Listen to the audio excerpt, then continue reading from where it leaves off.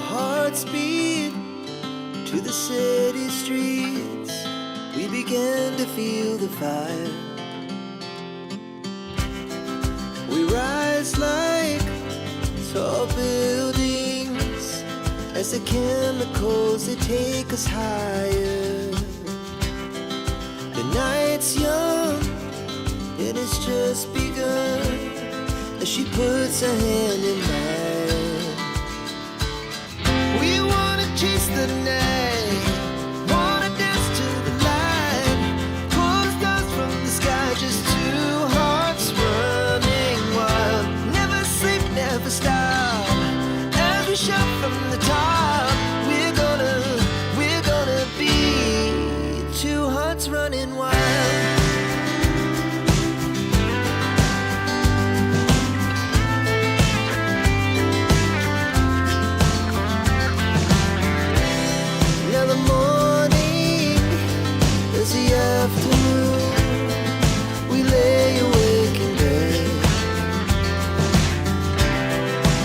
So loud as the hours pass, we're gonna do it all again.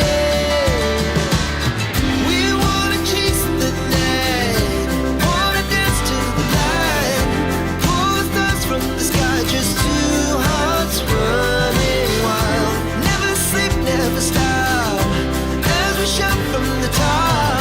We're gonna be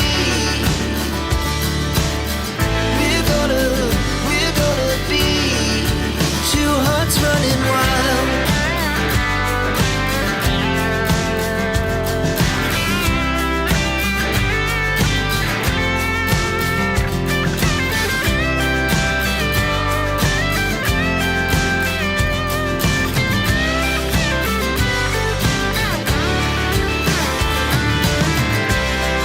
The moonlight, summer sky, it was the best we ever had.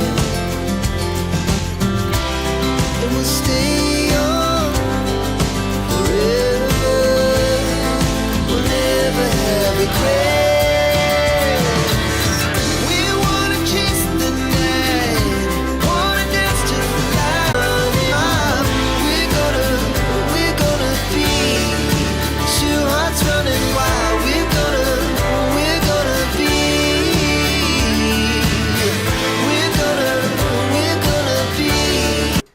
All right, hello everyone. Welcome again to another amazing time here at Royal Magic TV. As you already know, my name is Oluseyi Magic, and I'm so glad to have you guys here again for an amazing time. Today we are going to do all things lighting. You know, we have a lighting maestro in the house. His name is the Litt photographer. He will be taking you guys through everything you need to know about. I'll get to introduce ourselves. Let me get to meet you guys before we get started. Tell me your name and where you are reaching out from. You know, my guys outside Nigeria, you know I love you guys so much, so don't hesitate to introduce yourself. Tell me where you're reaching from. My guys here in Nigeria too, I can see you guys are already live. Some people are already making comments, but I want to see more of you. Don't just be silent. If you're here, tell me your name, tell me where you're reaching from. I want to introduce you to myself and to everyone else that is here on this live.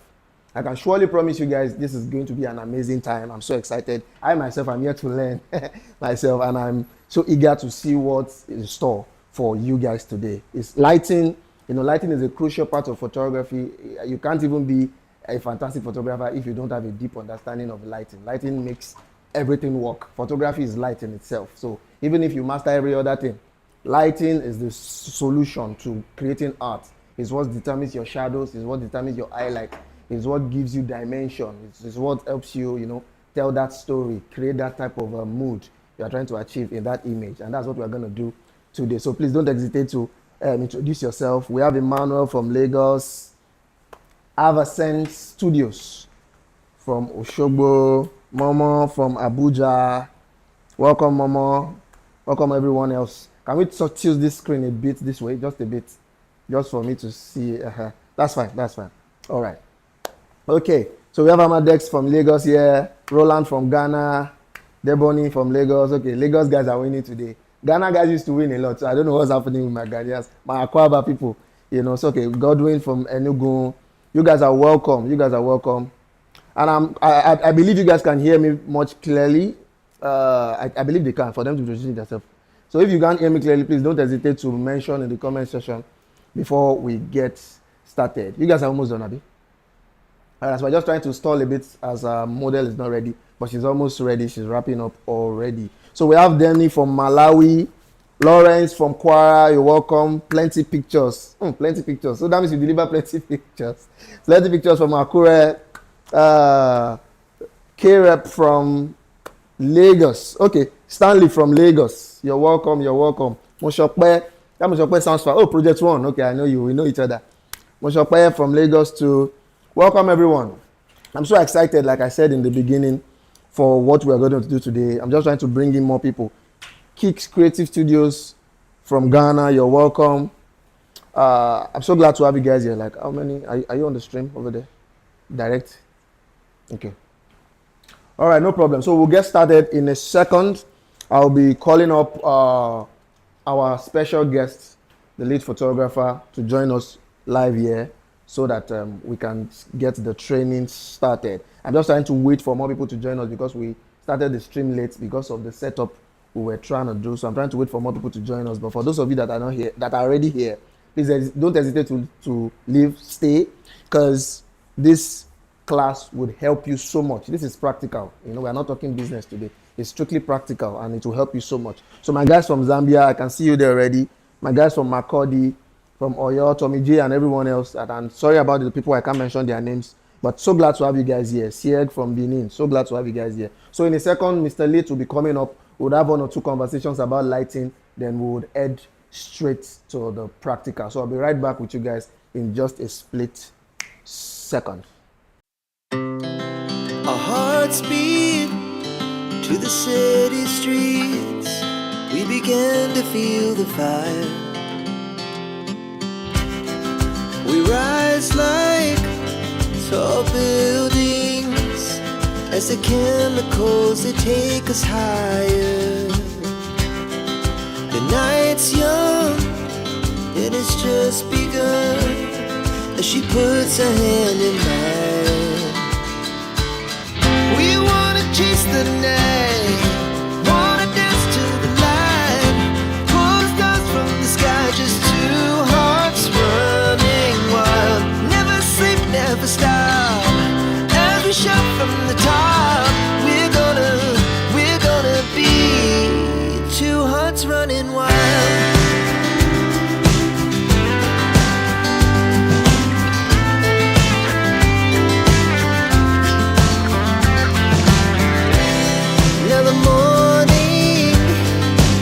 Afternoon, we lay awake in bed. It laughs so loud as the hours pass. We're gonna do it all again. We wanna chase the night, wanna dance to the light, pull the stars from the sky, just two hearts running wild. Never sleep, never stop, we shout from the top. We're gonna be, we're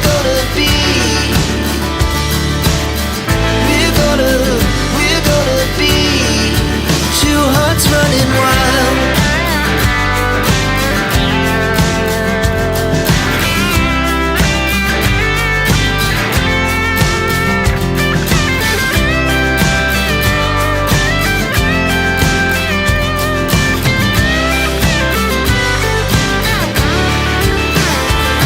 Everyone, I'm so sorry for that break. I'm glad you guys are still here.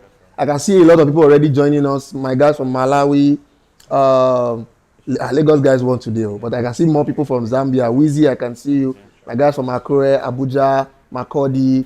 So glad to have you guys here. So let me call up our special guest of honor, the chairman himself. You're joking. All right, so we are going to welcome Litt photographers to the stage now. Those of you that don't know, Litt Photographers is one of the top portrait photographers based here in Lagos. His work is fantastic, his work is amazing, and he's super creative when it comes to light. So that's why I decided to bring him on. And that's why I call himself the Litt Photographer. So he's already a light man.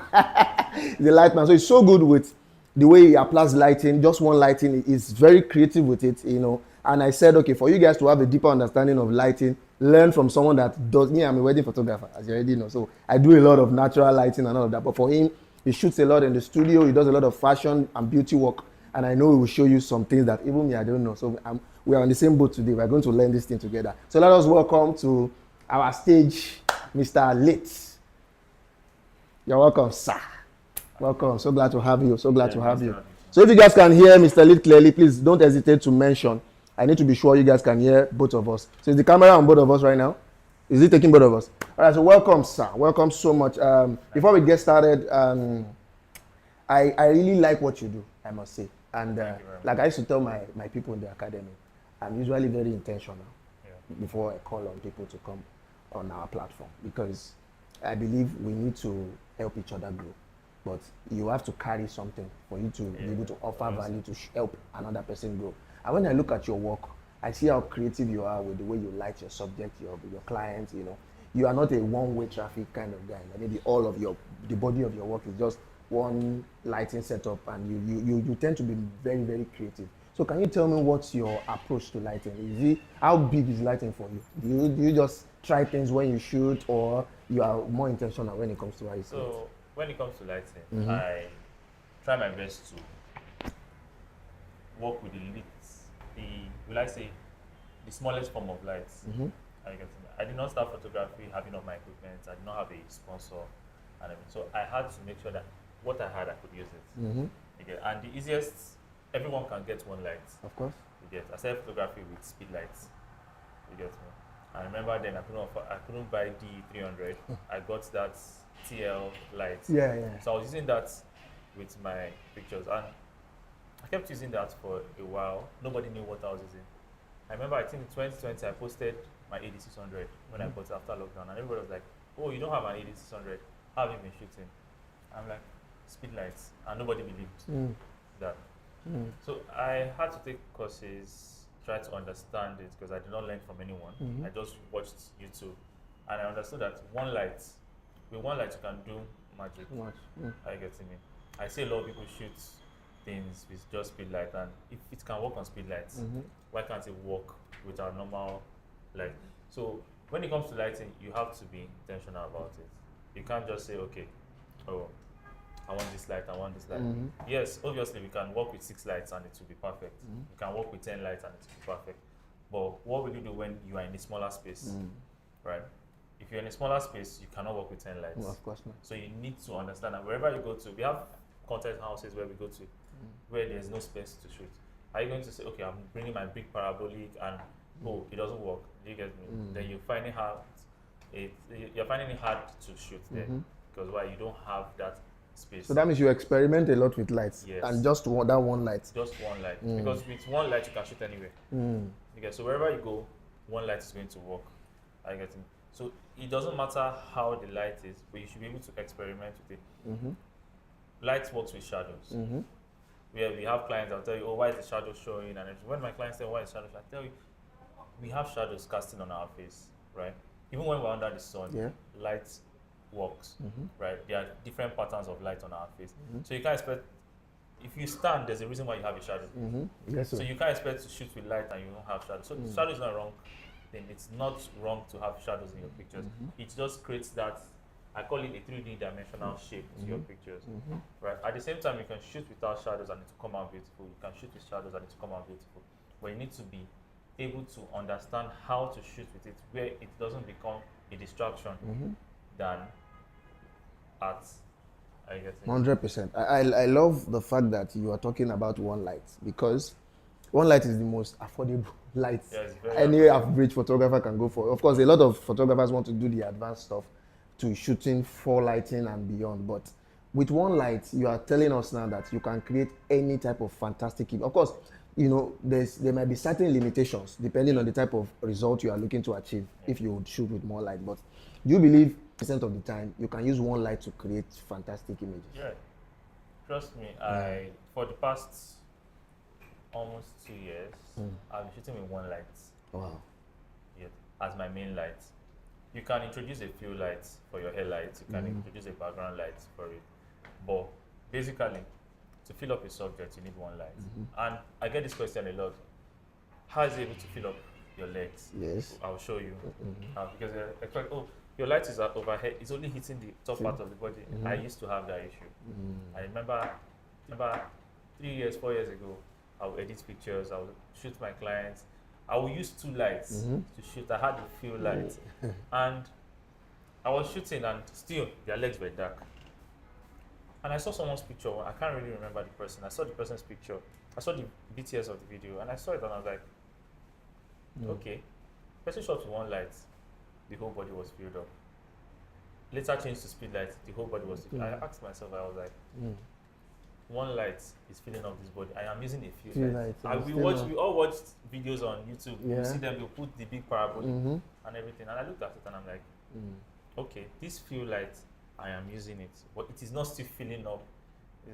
So I was like, if 1 light can actually fill up, what is the point of having bogus equipment? And it's not getting. I remember virtually every photographer, when they start photography, they want to buy this very big parabolic and everything because they want to use it for a field. I hardly see people use the big parabolic as a main light. Everyone uses it as a field light because they expect it to be, it's big enough, it's going to fill. But at the same time, it causes a little, it removes creativity from.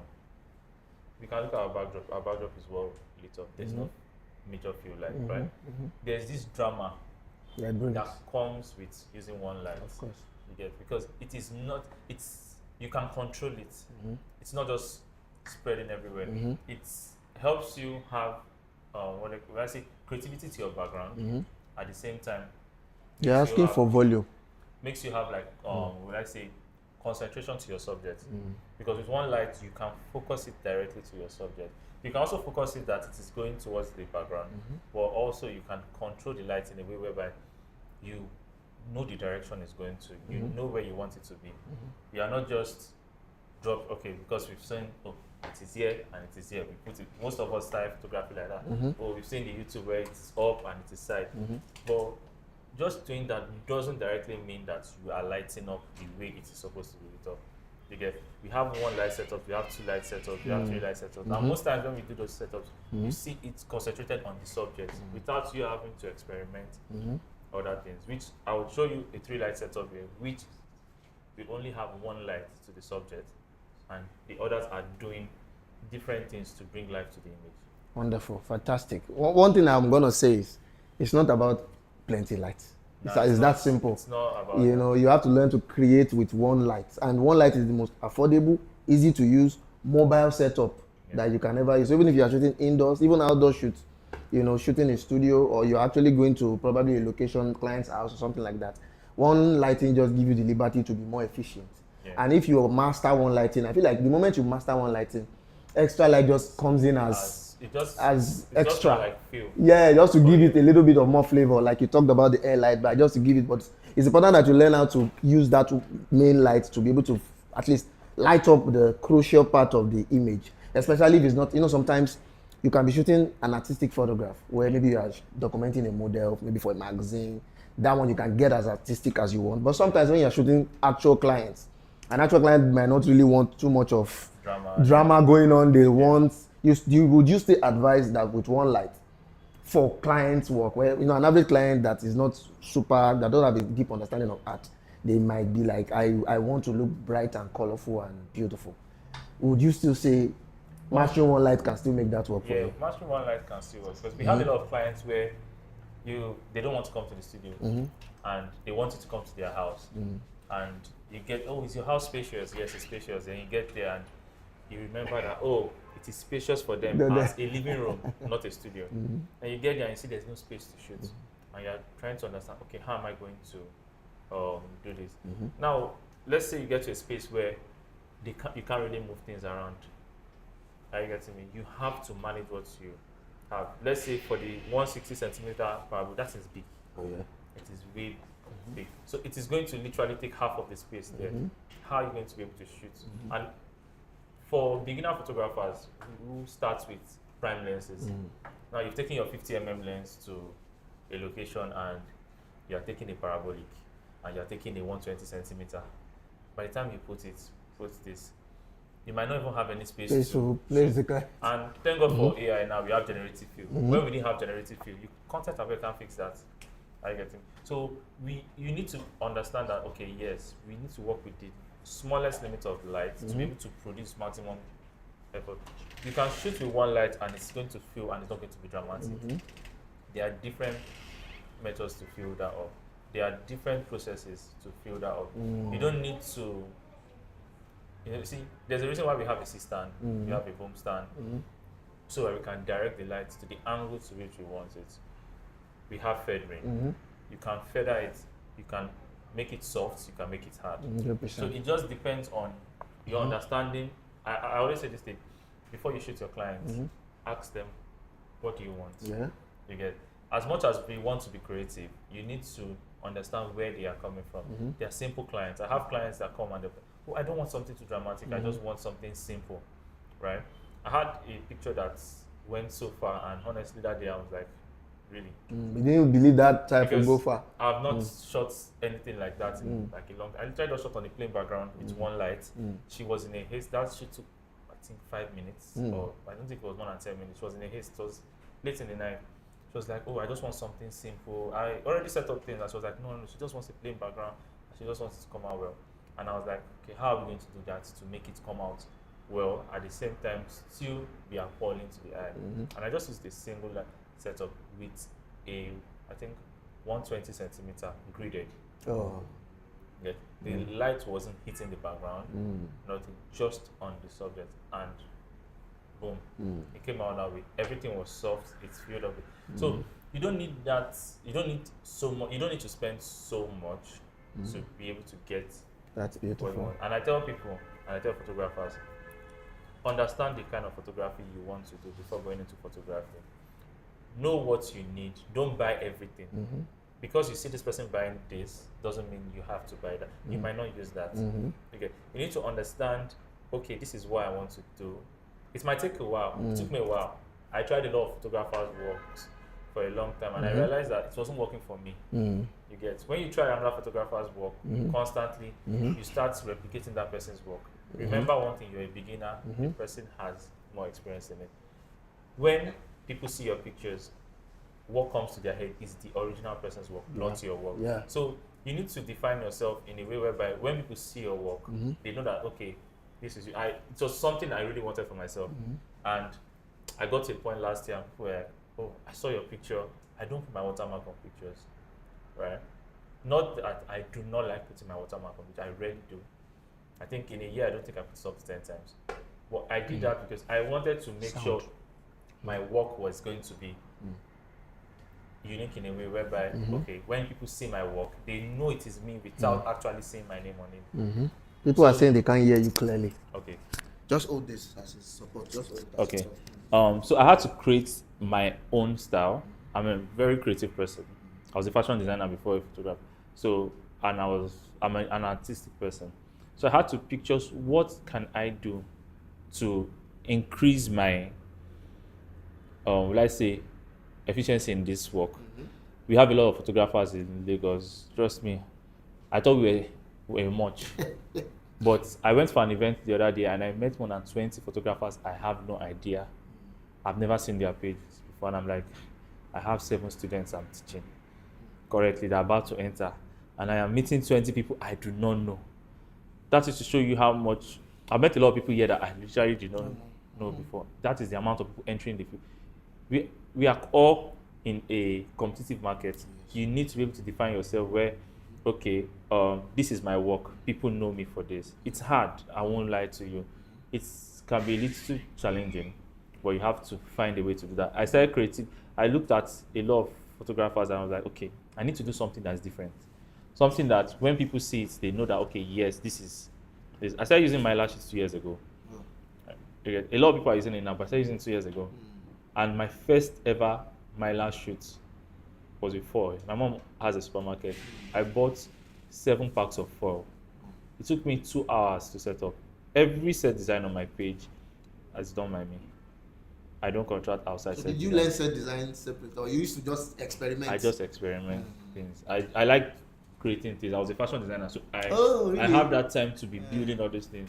I get it's work, but at the same time, it's when you want to do something, they say what doing is what doing well. Yeah. If you want to do something, you should be able to put in that effort to do it. And when you are not able to put in that effort, you don't understand the drive to get in there. 100%. You need to put in that effort to be able to understand that, okay, yes, what I'm doing is worth it.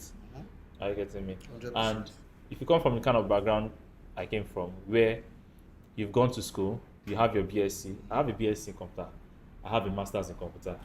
So imagine having that, and you went to a private university, and you come out and you tell your father, I want to become a fashion designer. And you're doing fashion for a long time, it's working, and one day you just wake up and tell him, I want to become a photographer. They start thinking about the millions they have spent in school, and you have to prove to them that what I am doing is worth it. I started my photography in a rented apartment first, before I got to my own place. I remember then my mom would tell me, are you sure this is what you want to do with yourself? You are not having this, I'm not seeing this. I said, Mom, calm down, you will see it. My mom doesn't even mention anything about, she tells me, your brothers, their salary is not plenty. Are you sure you will not teach them, let them join you? This is the same person that was telling me before, go and look for work. Are you getting me? But they saw the effort I was putting into it. I would literally not sleep. I would sit and I would be thinking about stuff. I came up with a set, a hallway shoot, and so today when people text me and they ask me, how do you do it? And I explain it is with paper backdrop. Everybody says it's a lie. But the thing is, you need to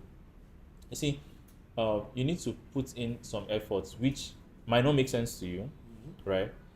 Might not make sense to everybody, but you need to do it for yourself. I remember Amazing Clef doing something one time, and he taught a background.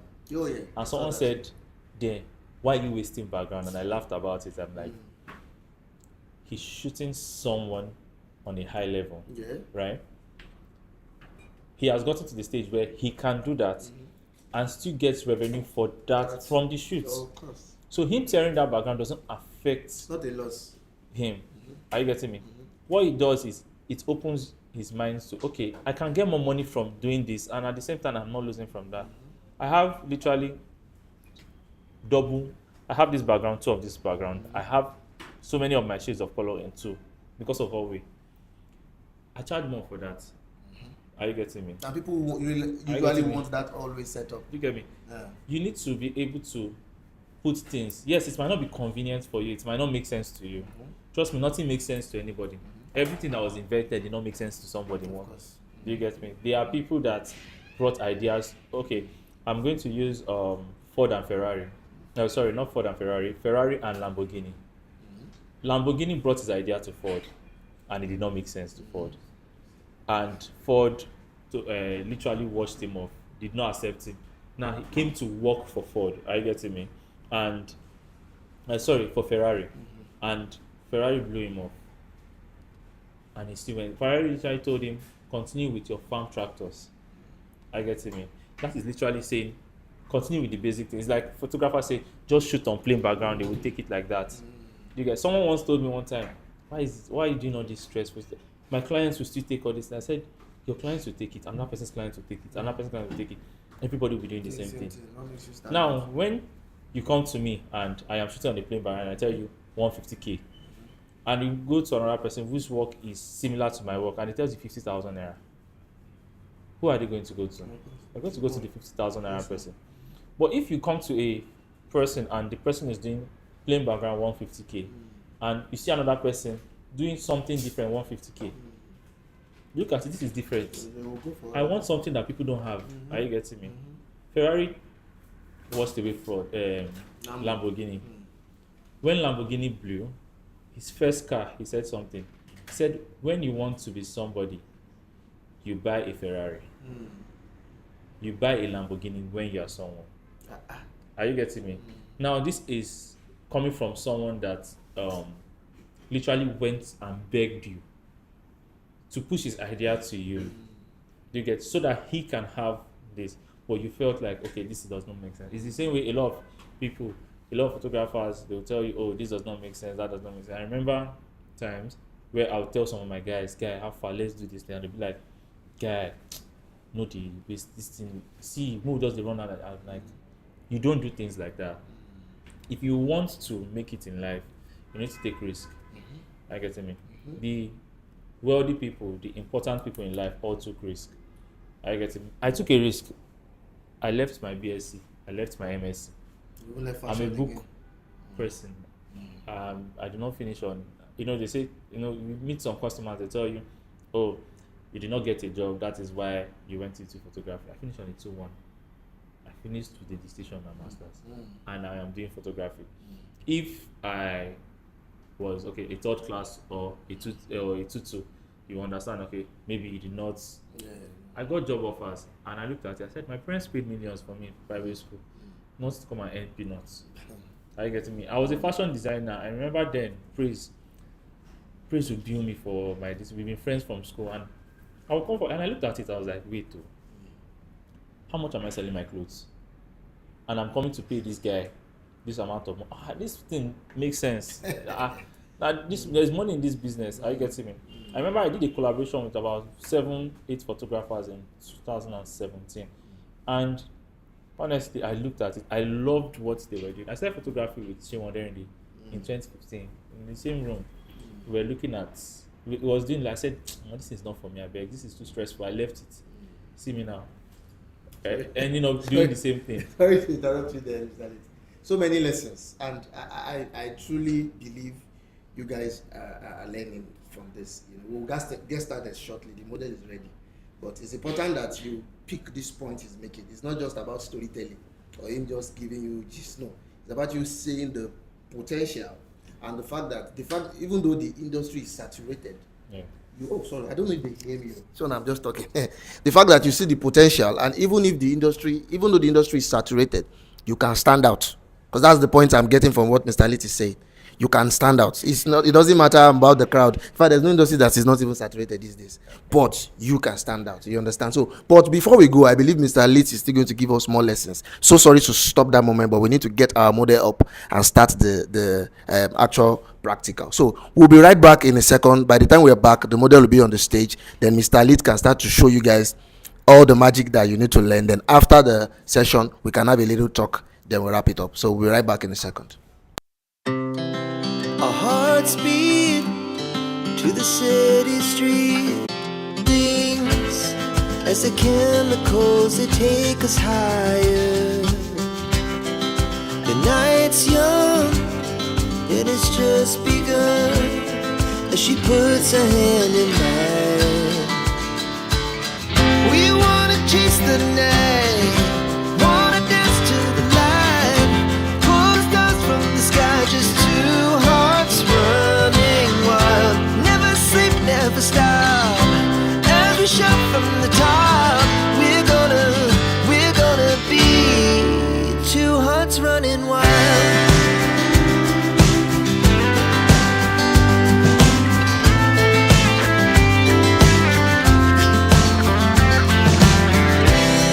Now the morning is the afternoon.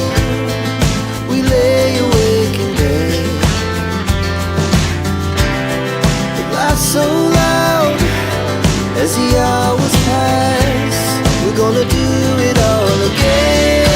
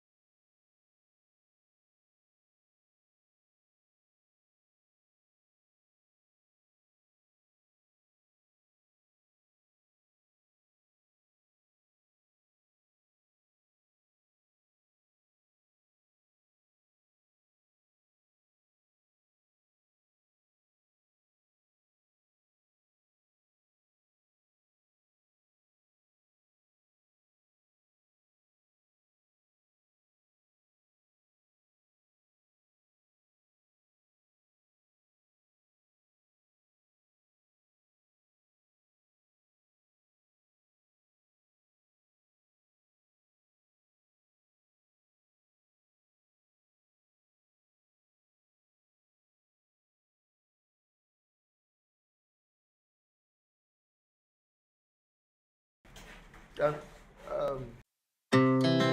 hearts beat to the city streets. We began to feel the fire. We rise like tall buildings as the chemicals they take us higher. The night's young, it has just begun as she puts her hand in mine. We wanna chase the night, wanna dance to the light, pull the stars from the sky, just two hearts running wild. Never sleep, never stop, as we shout from the top. We're gonna be two hearts running wild. Okay. So we are live now. Can you hear me well? So we'll be experimenting now with one light, then we move to 2 lights, then 3 lights. So firstly, I'm going to be shooting our subject here with just this light, and I'm going to show you how we can experiment it to have a full light and also a portrait light. Sorry, yes, can this go up? Yeah.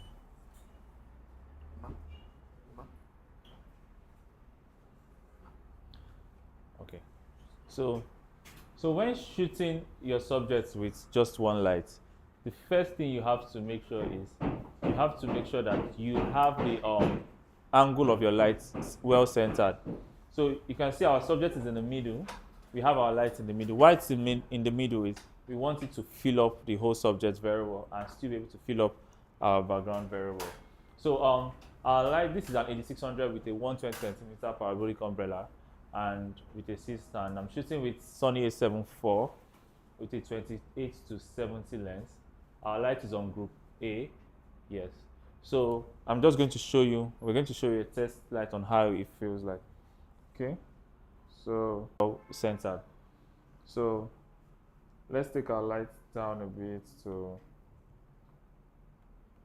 let's see, at 1/16. Let's see how it's going to look like. Okay. So as you can see, we have our subjects with the light filling up down here, well centered, and you see our background is looking crisp. It's not too light, it's not too dark. We are able to have our subjects with a well contrasted face and well lit up. So let's go again. Let me show you another shot. Let's take it closer. So you can see we are doing a one light setup.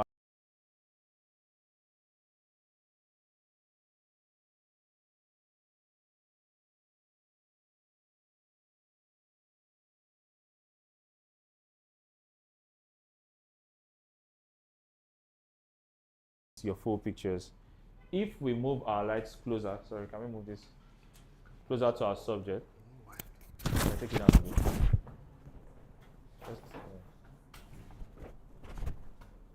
All right, we get more contrast. Sorry, position.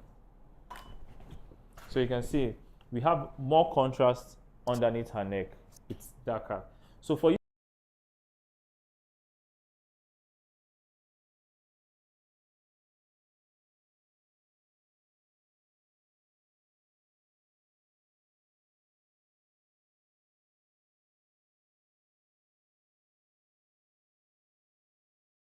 let's move it back a bit again.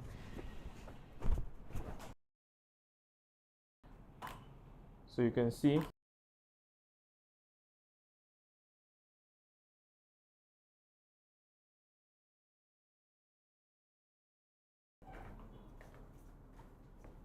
okay, let's do without your shoes. Yeah. All right, that's fine. So when you're shooting, you have to be able to direct also, because you need your subject to be at the particular place where you want it, especially after you have set your light, so that you know that you're not having to make errors, because it's better for you to get it while shooting than while you're editing. So just, can you pop out your knee a bit? So you can see our subject well lit up, the background is well defined, not so much light passing through the background. So let's just take a few shots. So I want you to concentrate on something. Can you see her feet? Right? You can see her feet. They are well lit up. They aren't as dark as it's supposed to be. Now let's show you something. Can you take this light forward? Now let's take a picture of her again. Now you see in this particular picture, your light is closer to your subject, and as it's closer to your subject, he's having more.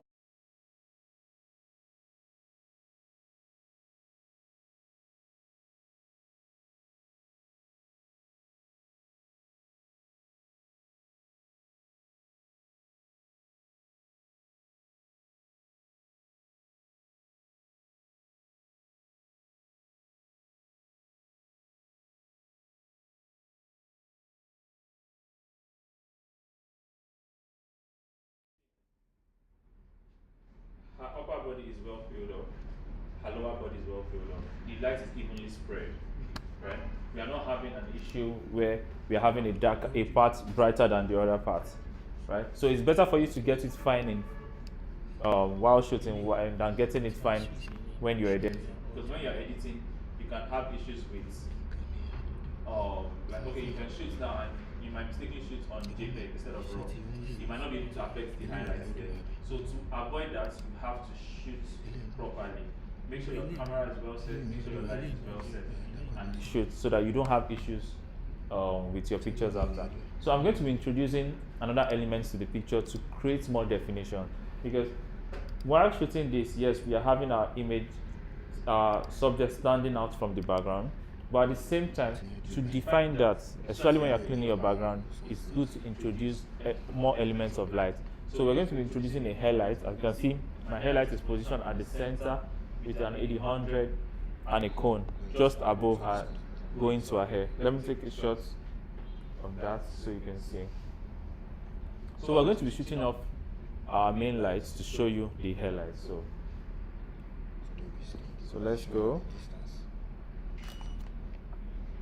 So you can see the hairlight. It is filling up her hair and filling up her shoulder range. It is helping you to separate your subject from the background. Now, when you separate your subject from the background, you give your subject and your picture a 3D look. Even when you edit, you see, we grow up watching our wait and guest photographers take our pictures where we look like we are positioned into the background, where it looks like we are pasted in the background. To avoid that, you create a separation. To create a separation, you need a fill light, a hairlight. What that does is it helps you create a dynamic to your picture. It increases the dynamic range of your pictures. Now, when you increase the dynamic range, it makes your picture look more alive. It creates an effect to your pictures. You see, when you shoot without hairlight and you shoot with hairlight, you think, okay, oh, this is nice, right? But when you see the picture, you see that, okay, this is having another effect, right, on your pictures. So I'm going to show you a picture with hairlight and the picture without hairlight so you can see the difference. So we're going to take one now, switching on our lights, our main lights back on.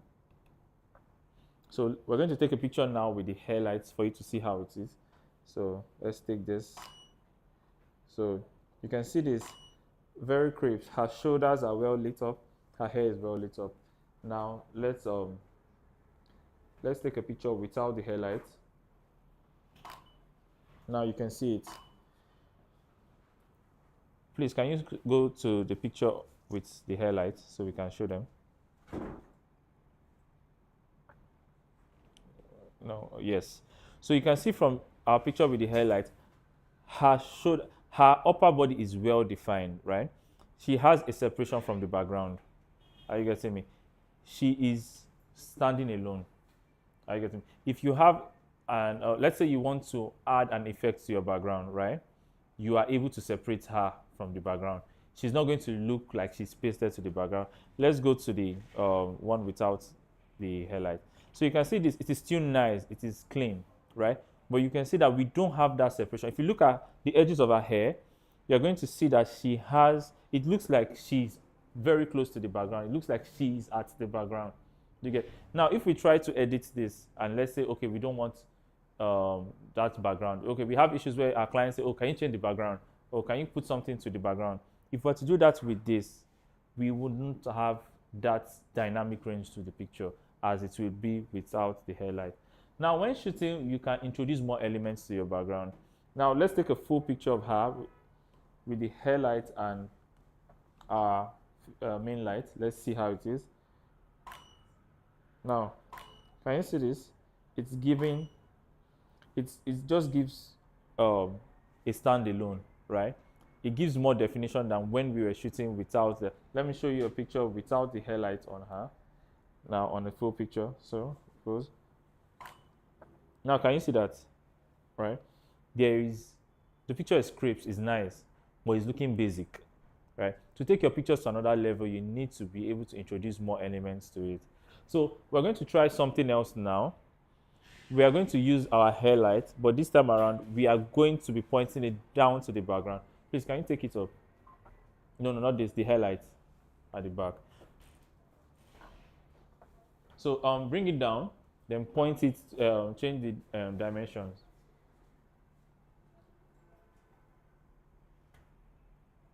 Can you hold this? Let me do that. Can you hold this? Yeah. Sorry, just give me a minute. Sorry, hold on. Hold on. So,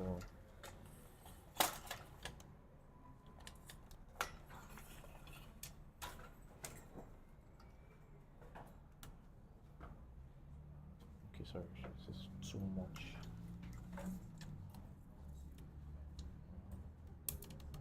Yes. So you just stay here, hold it this way. I want it to just be like this. Thank you.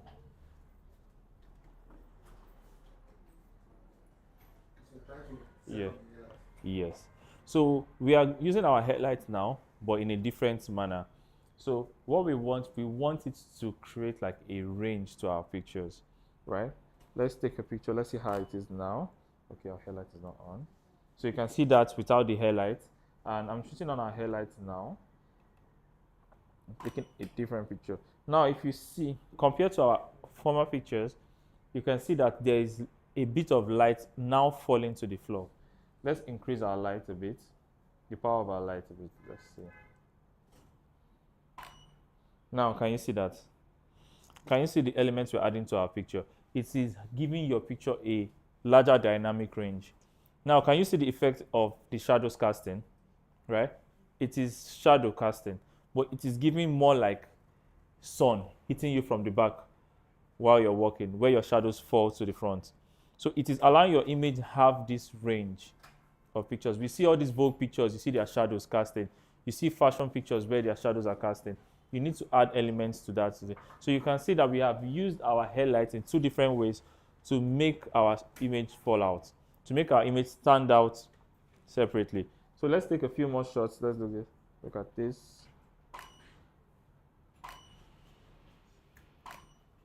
Can you turn to the side? So you can see what the highlight is doing on the background now. It is giving you a better range. It's giving you a 3D dimensional picture, right? You can see that our picture is not just looking flat, it is now looking 3D dimensional. Let's take a picture without the highlight so you can see what I'm talking about. So this is without the highlight. Can you see that? Can we do before and after? Highlights and non-highlights. So you can see without the highlight, this is without the highlight. With the highlight, this is how it is. You can see the dimension to our background. Our background is having a better feel, right? It is giving you a more realistic nature. Now, when you shoot like this, it doesn't just look like a basic shoot. It's not looking like a basic background. People are wondering, oh, how is this happening? Allow your audience think. You see, when you allow your audience think, it makes your name stick in them. It makes them wonder, oh, how is this done? Are you getting me? You don't need to just do it the normal way. You get me? We can allow our lights fall in different angles to which it can create a separation for our background. Can you bring our highlights forward now? Can you bring it down? Take it forward. So I'm going to show you two more separations of lights to which we could do to create the dimensions to our pictures. So you can see that we've done about 3 different light setups now using just one light, using just 2 lights, and we are not really using so much softboxes. Okay, so we are able to practicalize. Can you bring it forward, please? Like no, like forward to the front of the background. We are able to practicalize using our lights in a different manner. So I'm going to show you 2 more, then I'm going to show you other angles of lights to which you could use our setup. Sorry, can someone hold this, please? Yes, thank you. Yeah.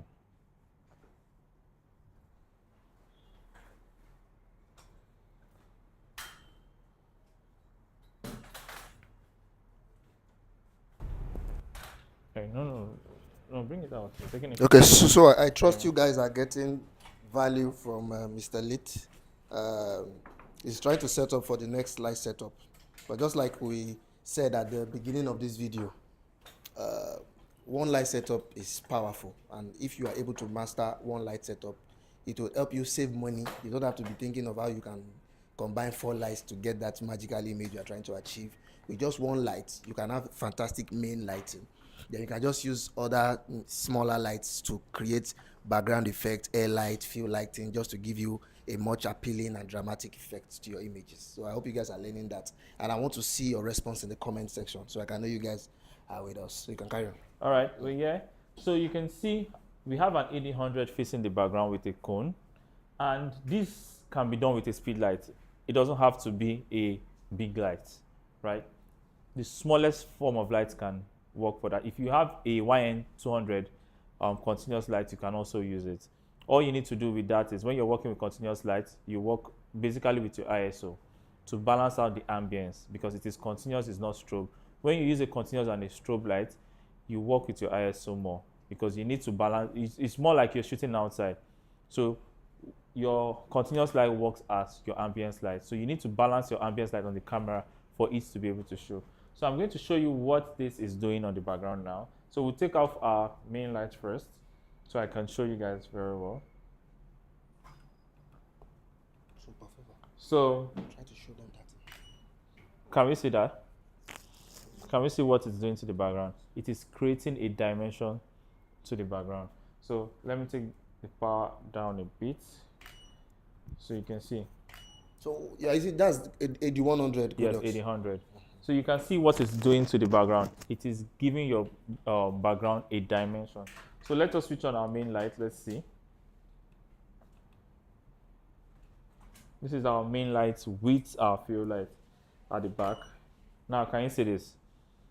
Can you see that it is giving a different feel to the background? You can angle this from different patterns to create different things. So if you want to create a hollow, we can put this just directly behind her. So can you put this directly behind her? No, the other way around. No, like let it back her. Turn the lights facing the background. No, facing the background, yes. And to make this more dramatic, you could do, is it facing the background directly? Okay, to make this more dramatic, you could do this with a gel, right? To create more distractions to the background. It makes your background come alive. So let's see what this is going to give us. Now, can you see? Can you see the hollow effect it's giving at the background? So when you're taking your shots, you don't need to just go one dimensional way, right? You can take your shots, use your light, balance it to different angles to get different things. So let's take a full shot with this. Now you might say, oh, we are having our legs in the background, our legs of our stand in the background. We can take that out in Photoshop, right? So let's do this. You can see we are having our image well lit up. At the same time, we're having dimensions to the background. So I'm going to show you this now with a snoot. So, sorry. When using a snoot, we have things called gobos. Sorry, camera be on me. Yeah. So we're going to be using a snoot, an optical snoot, and these are called gobos. They are shapes to which you use to project your optical snoots. You can use this to create different shapes on the background. This is used to create like a circle stuff. This round angelic stuff we all do on our pictures. We have this. We have other shapes. So you could use different shapes. You could buy shapes from Amazon, other shapes to use for your light. So I am going to show you using one of the shapes. Then I am going to show you how to shoot with other things that are not necessarily gobos. So let's just try one with this. So we'll be using this window shape. Yeah. All right. So this is an optical snot over here. This is an optical snot. It has a slot where you insert your gobos to it. So we can use this alone as a standalone light. You can use this as an extra light. So I'm going to first use this as a fill light to the background. So you're going to see how that works.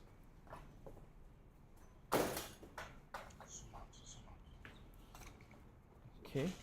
Please, can we turn off lights? This one, Abi? Yes, please.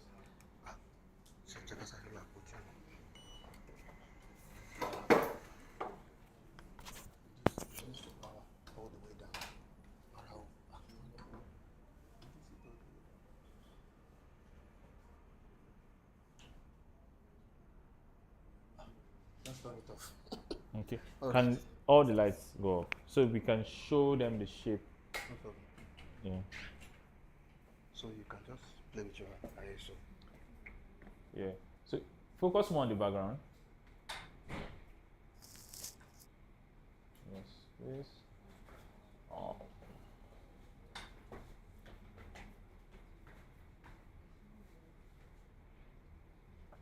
Can they see it on the background? Yes.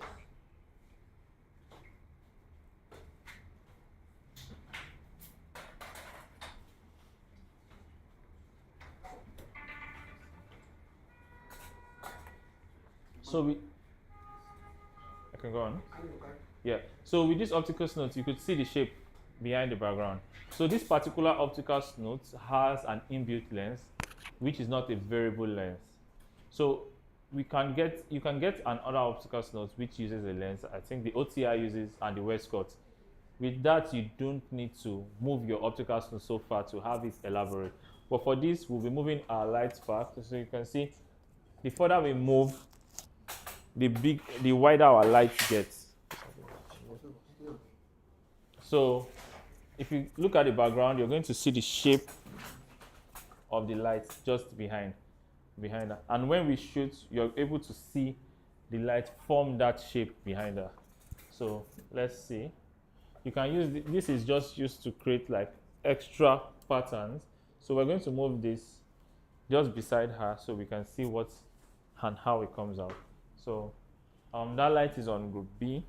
So let me take out.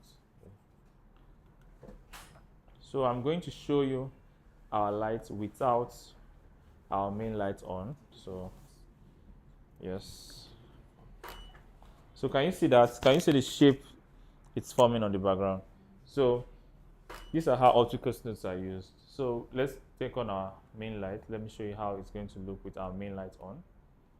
So let's go. So can you see this?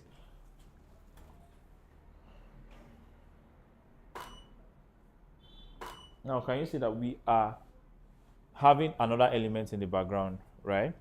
Without using a highlight, without using any other light except from the optical snot and our main light. So I'm going to show you how we could shoot with the optical snots without having our main light, which is the 120 centimeter. So we'll just be using the optical snots to create a creative lighting and a dramatic light.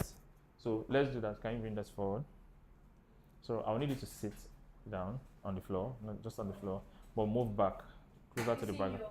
No, facing me, or closer to the background. You can sit on your side, but move closer to the background. Closer, yes. So,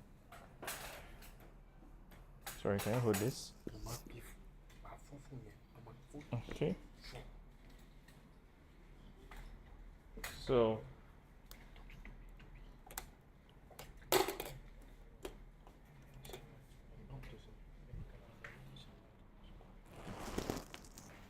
So you can see let me trigger this. Can you see this? Okay. We have our lights facing our subject directly,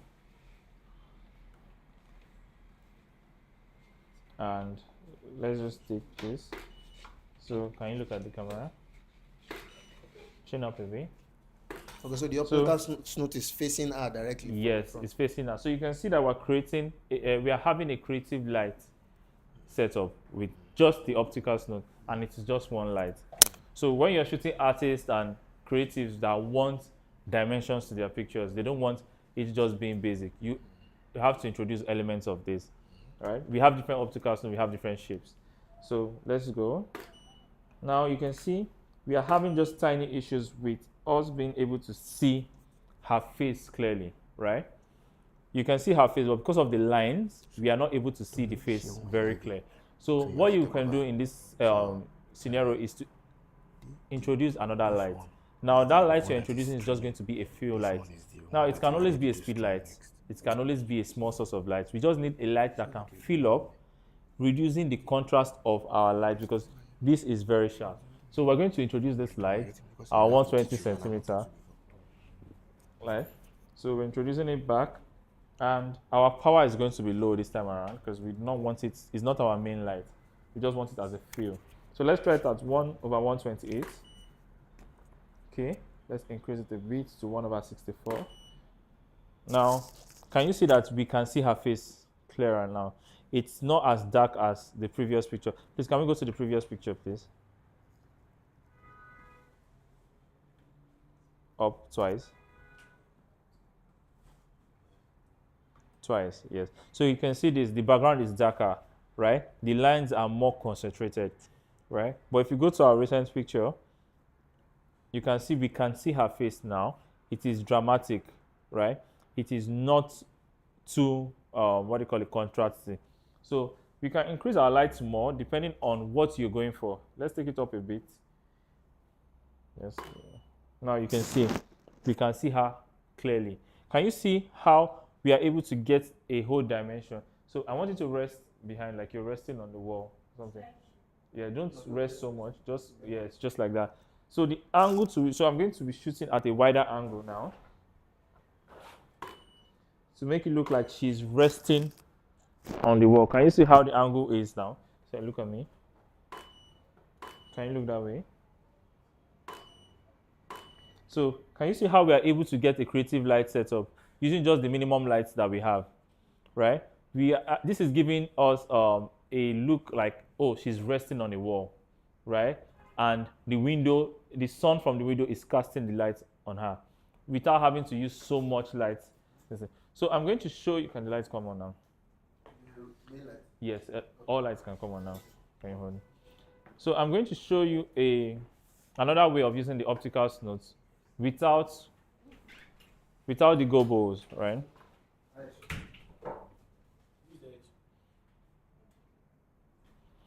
So just memorize the ISO because you're going back off now.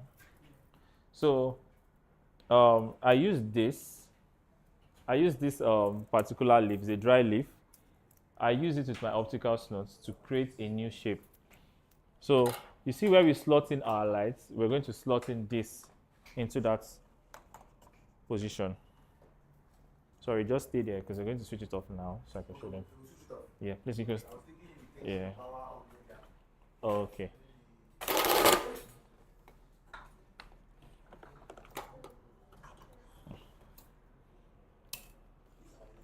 No. All right. So can the lights go off? Main lights off. Yeah. So we're just going to be off. So we're going to be introducing this into this, and I'm going to show you how. Can you move forward a bit?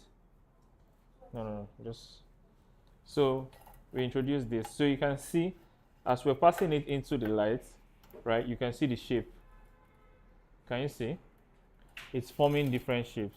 So depending on how you want to use it, you can always interchange. You can see. So someone is asking for the name of the light where you place the gobo. So that's the gobo, right? Yes. So that's the Godox 8600. 8600. Yeah. It can, any light can do this. You can use a V1, you can use a speed light. You just need a light source to which you can attach a Bowen mount to. So you can always get a speed light, attach your brackets to it, then attach your what do you call it, your snoots, then attach your gobo. But so is this which one is the gobo? So your gobo is your light, whatever you are using to shape the light. Oh, that's the right? gobo. Okay. So whatever shape you're putting in is called the gobo. So now this is my makeshift gobo. Okay. Right? You need to be creative about things. This is an optical snoot is used to shape lights. So it doesn't have to be necessarily what they give you. You can cut cardboards to whatever shape you want. I use a dry leaf for mine, and I'm going to show you what this does to the background. So I'm going to just show you the gobo on the background without the main light. So our main light is off. So this is what it does. Can you see this? Okay.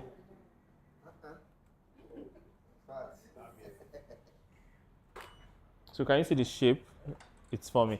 So you can angle it. Sorry, come here. You can angle your lights anyhow. So if we're taking a full picture, I would leave it at this angle. But our model is on the floor, and I want it to have a more dramatic feel to it. So let's do something this way.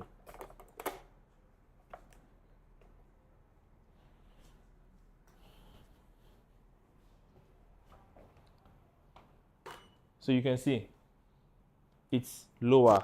It's giving a more dimensional feel. Sorry, can you take it lower a bit? Just bring, no, not this. Just reduce it more. Not that from the 8600 itself. Yes, let's come down more.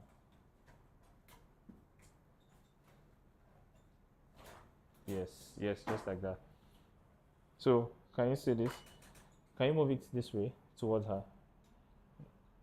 Yes. Can you see that? Can you see what it's giving? It's giving your picture a more dynamic range. It's not just the basic background. So let us switch on our main light.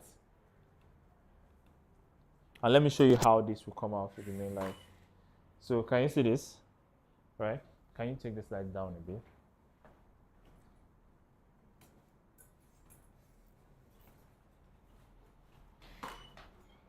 So can you see what we're getting with it? So let's increase our light a bit. If you have questions, please, you can just drop a comment with your questions. So can you see? I'll just be calling out some of the questions. Yeah, sure. Can you move this light closer to her? Just move it closer. Yes. So you can see we're having another dimension to our picture, right?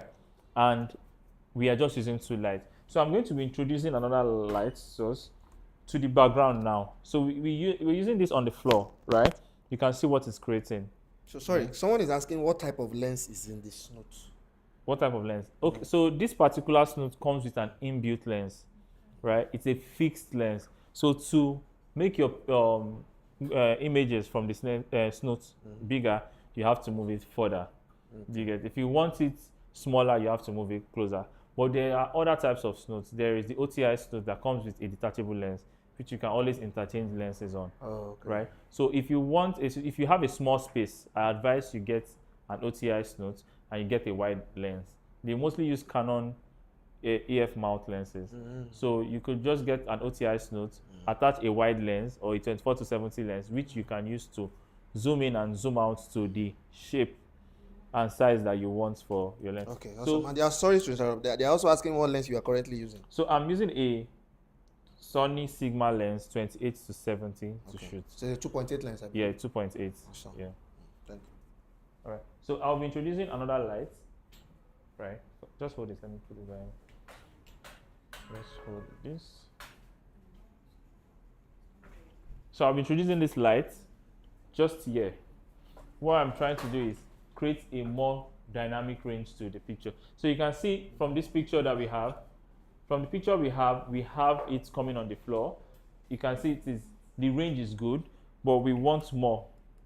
So we're just going to introduce this light to the background. So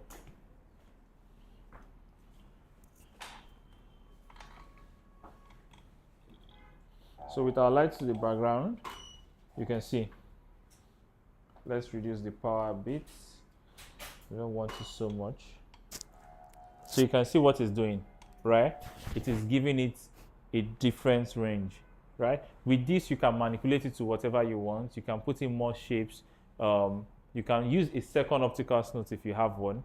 But we are trying to minimize using the minimum we have, right? Not everyone has the money to buy more than one optical snot, right? So we should be able to use what we have to get what we want.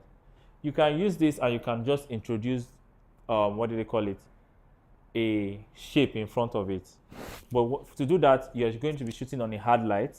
When you're shooting on a hard light, you can introduce a leaf. You can introduce branches and it's going to cast the shadow of that on the background to give you a defined shape. It gives you a defined background. So your backgrounds don't need to be boring.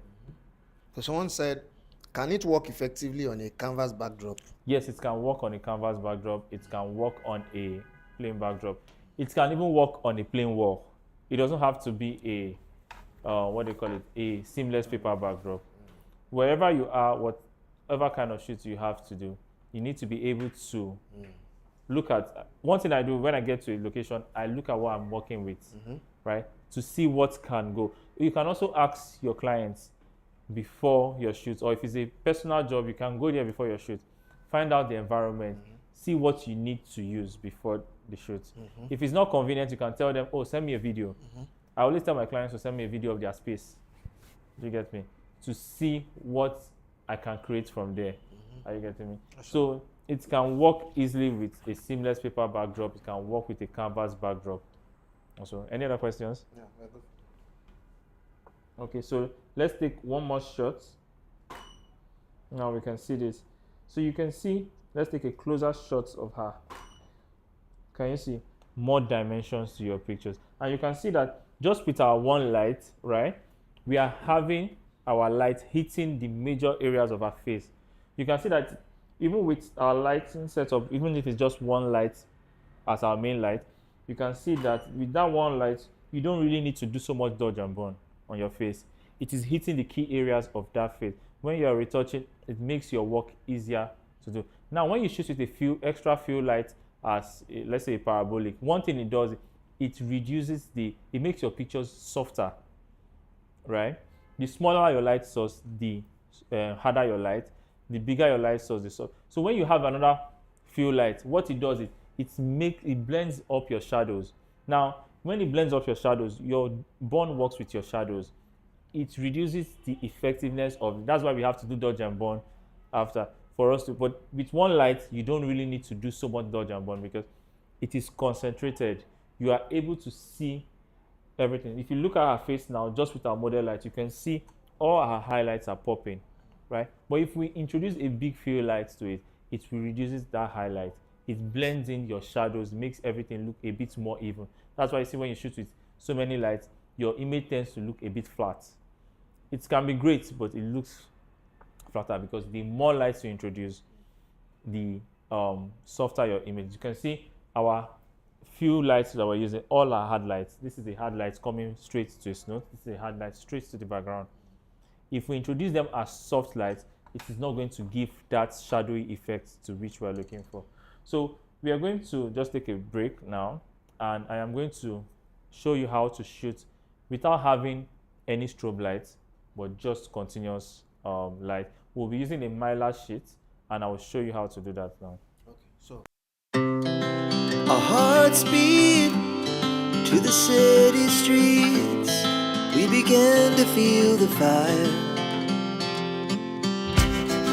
We rise like tall buildings as the chemicals they take us higher. The night's young, it is just our hearts beat. You can just tell them this is a mylar sheet, as they can see. what do you call it again? Mylar sheets. Mylar sheet. Yes. All right. All right. So are you good? Are you back? All right. So welcome back, everyone. So look at this. Put the camera on that. This is called mylar sheets. I hope I said that correctly. Yes. So we are trying to get more dramatic and more, creative results, creative effects of the beautiful model we are shooting. So this is actually not expensive. I can't remember how much it was purchased, but it's actually not expensive. It's something you can use, and you don't have to use it once. You can use it over and over again. So with this, we are going to create another type of lighting effect for your pictures. So while setting that up, and I just want to respond to some of your questions myself. Someone asked that can Godox D300 create this? Of course, you can see that the focus of the teaching is how to modify your lighting. We didn't see anything about what type of light to use. You understand? So you don't need to worry much about the type of light you are using. D300 is actually, that's like a 300 watts light. Yeah. Of course, I did the session here last week and I shot with, my main light was 8100, and I created amazing images. So this is definitely even powerful than an 8100 light. So you don't need to worry much about watts and all of that. As long as your light is 100 watts above, I believe you are good to go. So definitely your D300 can create this. Just get the modifier. If you can, use the snoot, the gobo, and all of the things you've learned in between. So someone is asking what is your camera setting. I don't think the camera setting is much of a big deal, but do you remember what you set your camera? So my camera was at 1/60th of a second, 2.8 shutter speed, and ISO 160. But I tell people, knowing your camera settings doesn't really matter. Change of environment changes your camera settings. I can go somewhere now and my ISO is going to be at 500, 600. We're about to shoot with continuous light now, and my ISO is not going to be at it's not going to be at 160. So different shoots determine the kind of. If I was going to shoot on a higher aperture, my ISO or my light settings will go up. It's either I take my light up or I take my ISO up. So the settings doesn't really matter. Also, your lens doesn't really matter. You can create good pictures with literally. I started my shoots with 1300D. I moved to a 6D. I moved to RP. When I was shooting with RP, people didn't even know that I was shooting with RP. When I was shooting with 6D, they don't know. I know great photographers now still shooting with 6D. Of course. It doesn't really matter the gear. The gear doesn't really matter. As much as it matters, you can still create light with your gear, and you don't need it to be so expensive. Right? You should be able to use what you have to create what you want. Then when you get to a particular point, you can change your gear. But the settings doesn't really matter, because everything we're doing here, I am doing shoots where you can use the basic equipment for, where you don't need to have the bogus equipment. Every camera can shoot, of course, continuous light. Definitely. The only difference is, depending on the camera you're using, the noise might appear more when depending on how much you boost your ISO up, right? For cameras where you have to boost your ISO up, you can always denoise in Lightroom and Photoshop. So you don't really need to do so much. Awesome. Okay. All right. Thank you so much. So let him just finish up with the setup so we can carry on. Okay, so let me just see. Someone is saying, can a normal trigger work for this kind of light, or will I need? No, I'll answer them. You can just for a normal can a normal trigger work for this kind of light, or I will need to get a more complex trigger like the one you make use of? Of course not.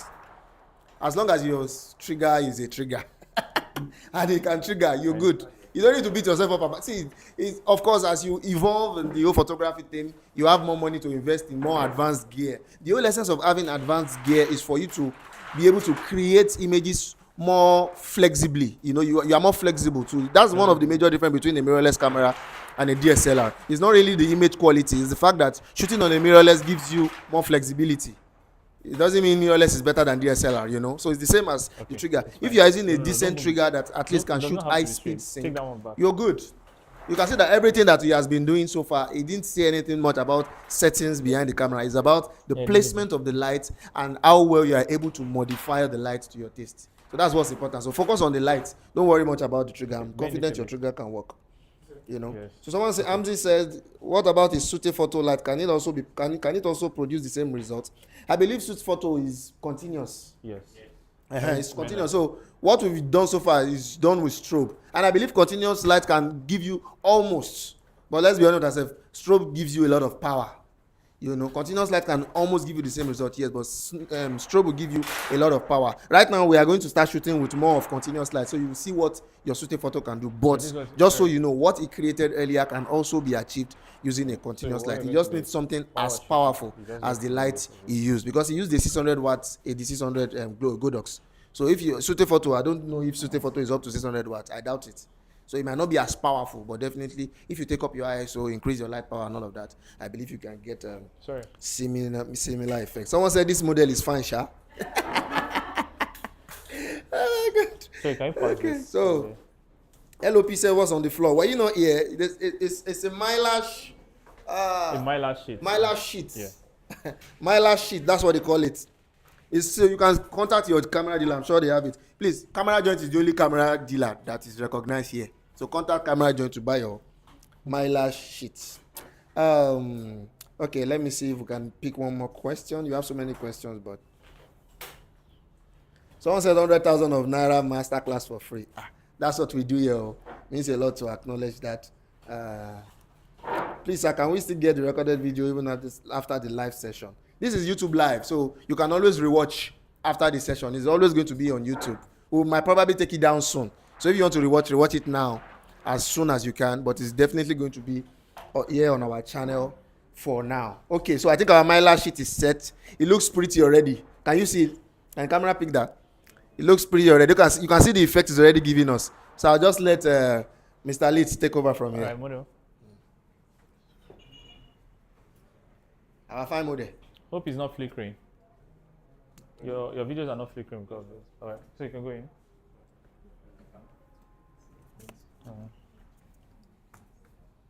Sorry, can you just hold this for me? You can just keep it in this part. So as you can see, I am going to be shooting this without a trigger. So you don't need a trigger to do this. All you need for this is have your continuous light. So this is a mylar sheet. We are using 2 continuous lights. I'm going to show you the 2 different things. So this is another mylar sheet. This is the non-stick mylar sheet, and this is the sticky mylar sheet. So what we're using this for, we are using it for the background. Let me show you what that is doing. So you can see this. You can see the effects to which it's giving, right? So we have this video lights here, which I would actually use for the first shot. Yeah. This one? Yes. So we're just going to use this for the first shot while using that as a background. So can you just look at it? So you can see the effect it's creating on the background. So what we're going to do is we're just going to use our ISO, our settings. Now this is where we can use our settings to shoot. So let me show you some. I'm going to use the settings I was using already to show you this. So you can see this is the normal settings to which I was using. You can see it's just dark. There's really nothing going on because we cannot see what we're shooting. So I'm going to take up my ISO a bit. So can you just continuously click on it? So they have to move it. Yes. To get that. Yeah. No, for the background one, right? Because we're using it as a background fill, we want it to have this watery feel, right? So what mylar does, it gives you this watery feel on your pictures, on your background. So I am using it on the background itself, not just the floor. So you can see, the more we flicker it, the position of our lights matters. Can you see? So we are positioning this, can you see? We are positioning this continuous light directly on the mylar sheet, right? Yeah.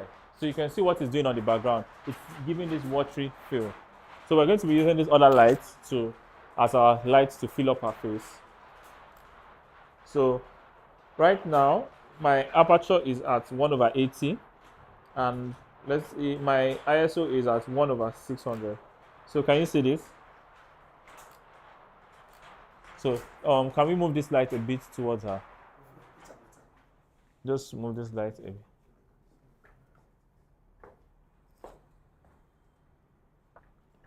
Just no, just turn it this way. Yes, it's fine. So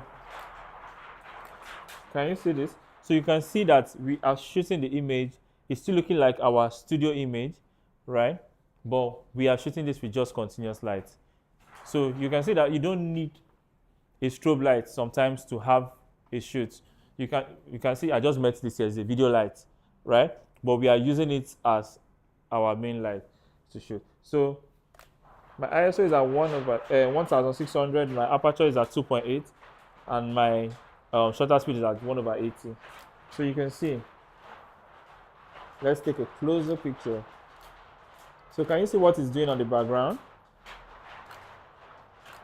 You can see. And if you notice, the mylar on the floor is creating a bit of a reflective feel on her.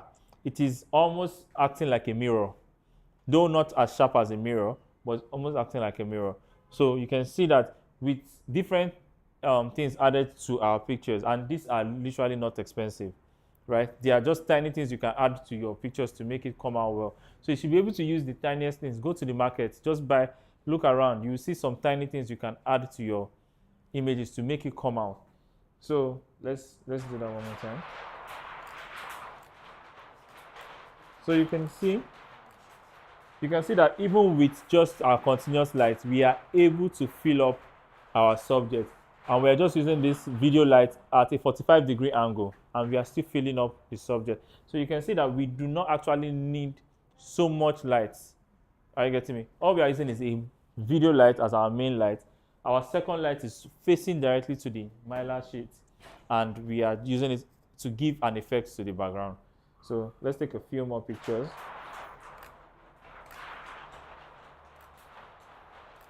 So can you look at the light? Yes. So you can see with our video lights, we can still see the detailing on our face. We can see the contrast on our face. Can you see our image? It's still looking sharp, right? And we are still able to get our picture. So as much as we say gear does not matter, sometimes with some gears, you are able to stretch out the capability of what you can do. With this now, we can pop our ISO as high as we want to a certain level. I don't think at 1600, Sony A74 doesn't show noise. Just a quick question. I like the question. It said, can you use the mylar sheet? Sorry, that's not it. It said, can you use strobe with the same thing, or is preferable to just do it on continuous light? We can use a strobe for it, but I am just showing you a way we can do it without having it. I will show you a way we could use a strobe. When using strobes, you have to use a hard light because we want it to reflect. Now, when you want shadows in your pictures, a hard light source is the best. When you have a hard light source, you know that your images are going to have the shadow effect cast. So we'll go to that, and I'll show you how to do that with your strobe. Okay. All right. So now we're going to introduce our second light. Yeah. So can this move a bit? Can this now? You can turn this. So we're going to introduce our ML60 video light as our main light continuous. So you can see this is a totally different feel now on our background. So you can see it is just positioned down to the background, and it is casting a watery feel on the background. Let's just show you how that is. Can you see this? So right now I'm going to reduce my ISO a bit. Now can you see we are having dimensions to our pictures, which is not just necessarily giving us studio pictures, right? So let's go. So now, depending on how you position it, so our light is no more on our background. You can see we cannot see that. Well, the more you turn towards the background, can you see? The more you see it. So now, the angle of your continuous light matters a lot when you're doing this, because if your continuous light is up, just directly at her, can you see? We can't really see it. So what you need is your continuous light angled towards her, at the same time angled towards the mylar sheet, because it needs to point to the mylar sheet for it to bounce up and reflect. So you can see this. So let's take a few shots. So you can see the watery feel is given.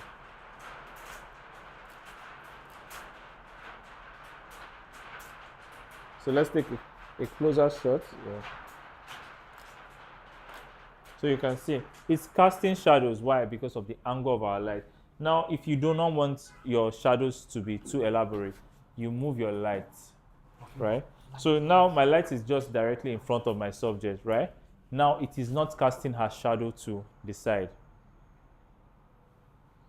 So you can see, now you can see that the spread of the water is now even, right? It is not so much, it is not like before where it was just so much to the side. Now it is centralized. You can see. Now her shadows are not so much, they are not so elaborate. So when you're facing your hard lights, you should try to understand how sun works, right? When sun falls from this side, right, your shadows reflect on this side. So whatever angle you are positioning your light towards here, you need to position it whereby you are looking at it. So let's move this light a bit. Can you see? It's coming from her left side. Her shadows are casting to the right side. When we move it to the center, her shadows are casting directly behind her. When we move it to the right side, her shadows are casting to her left side. So the angle to which you position your light really matters. So I always like positioning it directly in front of my model because I want the shadows to cast behind her. The shadow is not the main reason why I am using it. The watery fill is the main reason. So I need more of that than shadows. So can you see? It's no more at the side. So you take your pictures and you can see we are still having crisp skin tone. We are still having our images well lit up. And if you notice with this, our image is still well lit up from up downward, even as we are using just a single light setup. You can see this. So let's take a closer shot. Now I need you to go down on the floor. Yes.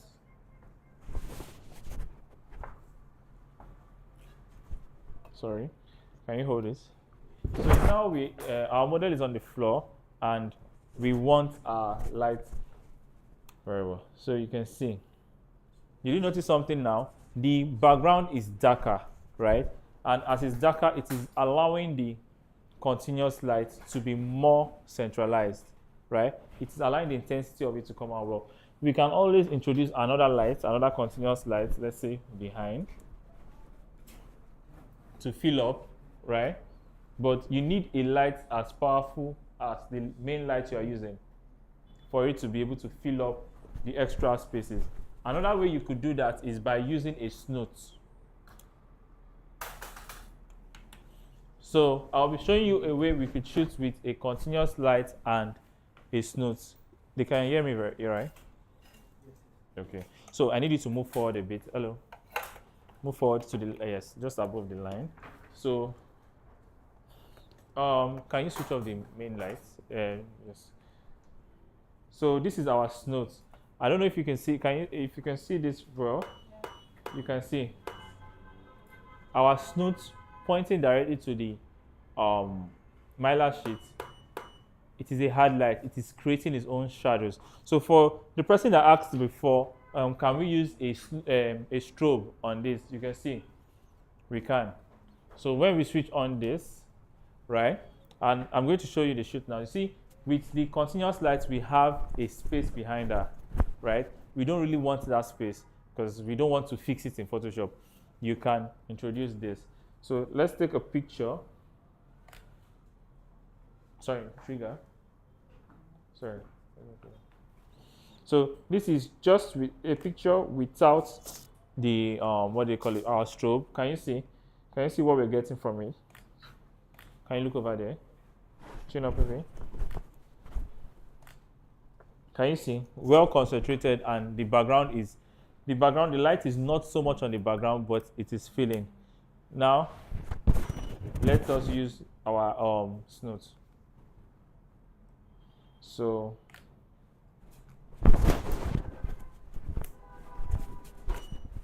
with our snoots, you can see what we're getting. That was too much. Let's reduce our light a bit. Still too much. Okay. Now, can you see? We can drop down. We can increase. Let's increase our aperture for this. Now, can you see what we're getting? You can see that we're using the snoots to fill up that space of that the continuous light was creating without that. So you can see.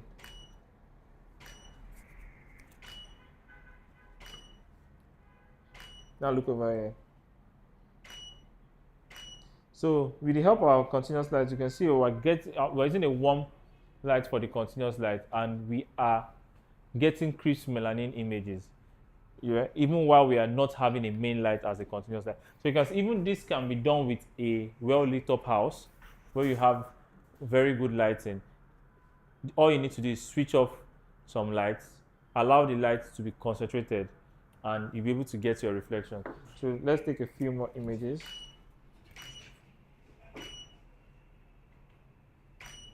So you can see this. So you can see that with whatever light source you have, you can create what you want. So now we're going to be using our main light as, you can switch it on now.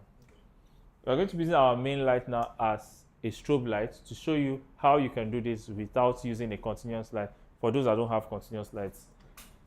So that'll be our final setup. Yeah. Try Masterclass is already powerful. It's because a lot of them are even asking. That's why I wanted to show them how to do strobe with this my lash. My lash.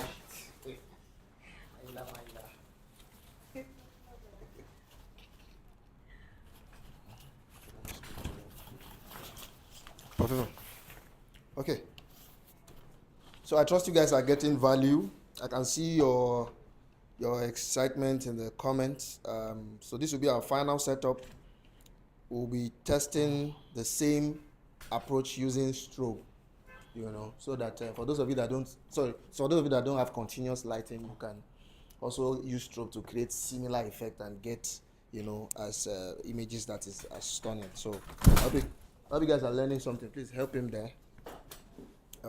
So for those of you that are asking questions, hold on, take it up a bit. But Badmus is saying, how do we measure the degree of where to place the lights? It's a mathematical question. But my own is I'll answer that. You answer me? Okay. All right. So Mr. Litt will answer that. Yeah, just take it up. AOG Pixel, what are you doing here? Take it up. All right. So I can carry on. So for the degree of the light, like I explained earlier, if you want your shadows to cast, you have to position your lights to where you want the shadows to cast. If you want your shadows to cast on the right side, you position your light from the left. If you want your shadows to cast behind, you position your light from the front. If you want it to cast on your left side, you position it from your right. It's just like the way the sun works. Wherever it is coming from, the opposite side is where it casts, right? If you bring your light from the back, your shadow is going to cast in front. So for you to position your light, it determines on how artistic you want the picture to come out. Do you want shadows? Do you want less shadows? If you want less shadows, the easiest way is to position it from the center, from the front, where your shadows cast directly behind your subject, while your subject takes more space. You get allowing your shadows to be little. Awesome. Yeah. All right. So you decided to remove the diffuser of this umbrella. Yes. So to do this, we have this particular shoot with a strobe. The best way to get it is to use a hard light. Now I want to use a highlight, but I don't want to use it yet without a strobe. I'll show you using this with just umbrella and using it with a cone, right? But all right, so before Mr. Litt carry on, please guys, subscribe to this channel. Subscribe as you are watching this video. Subscribe and like this video. It will go a long way for us at the academy. This class is free, so the least you can do for us here at the academy is to subscribe to this channel and like this video. That will mean a whole lot to me, so don't hesitate. That's the subscribe button right there. You can see it like that. Just press it. Subscribe and like this video so that we can start to have our videos reach more people. Thank you, everyone. All right, so we're going to be shooting with this. So we have our optical snoot at the back filling up, and we have our light source coming from the front. So can you see we're using our optical snoot to hit the mylar from the back to reflect, and we're using our hard light from the front feathered away from her to fill up our own body. So you can see what we're getting.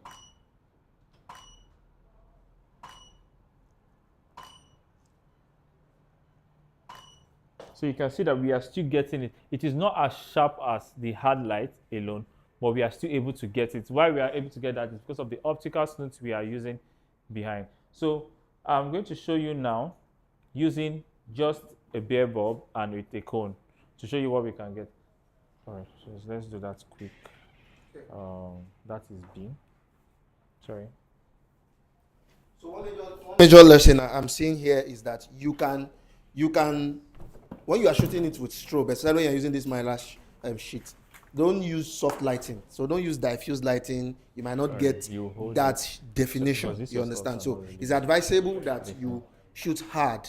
Like take out your diffuser and use your umbrella or your softbox as it is, or use your cone directly. You can see what they have set up here. Look, show them. You can see what they have set up here. You can use the cone directly, but as long as you are creating hard lighting, it will help you get that definition. All right. So we're going to be shooting this now with just a beer bulb, right? Our beer bulb directly towards our subject.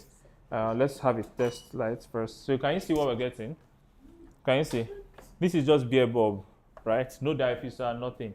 You can see how it is filling up her body and also still casting the shadows. Yes, there's a bit of flare because I am using a wide angle lens. Okay. Yeah, wide angle lenses always attract a lot of flares to them. So you can see there's no more flare now as I have zoomed in closer. So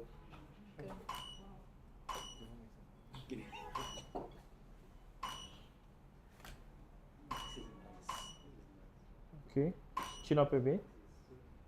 So can you see what we're getting with just beer bulb? So you see that if you don't even have a what do they call it, a diffuser, you can always just use a beer bulb. What the beer bulb does is it spreads the light. Now, if we want the light more concentrated, we are going to use a cone. This is a cone. So your cone helps you to direct light a bit, your hard light a bit. It works with a Bowen mount. So let's just have this cone just here, and I'll show you what we can use it to do. Sorry. So can you see with the cone, we are shooting on the same, what do you call it? We just shot this at the same settings as the beard bulb. Can you remind them the settings? You mean camera settings? Yes, the same camera settings. Can you remind them the settings? So they keep asking. we're shooting at 1/80. Oh, it's there. Yeah. So you can see it, right? So you can see the same settings, but our light is a bit brighter. Why is it brighter? Because your cone directs your light. A beer bulb spreads the light, right?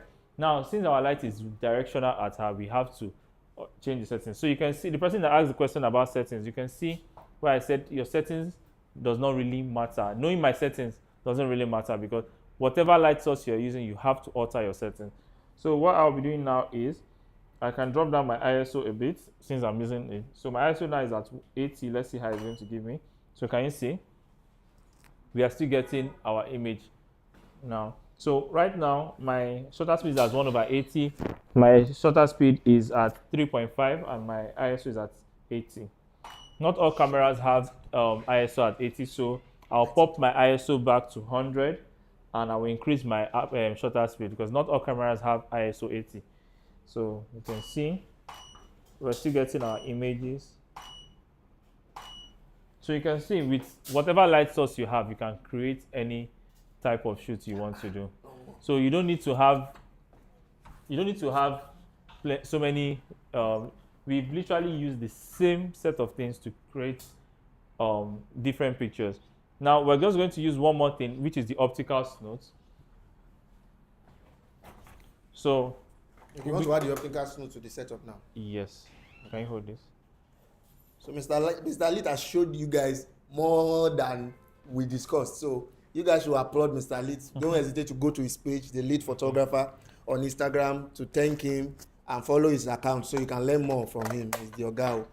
So learn more from him. Go to his page, the Litt Photographer, on Instagram. Follow him and make sure you express your thanks for this session he's having with you guys. So right now we're going to be using everybody's favorite. It's not my favorite though, but you probably have overused it.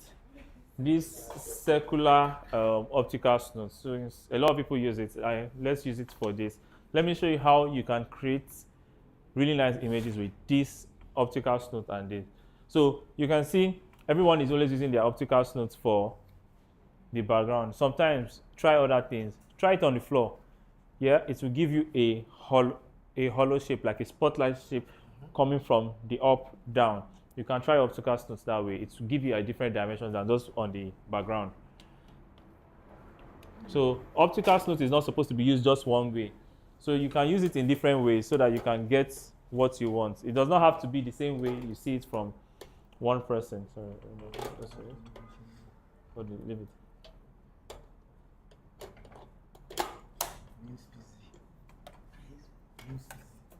So we're going to pass this in, right?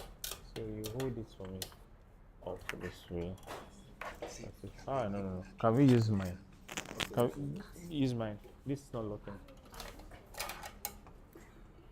Sorry, hold your stand. Hold your stand so I can pull this off.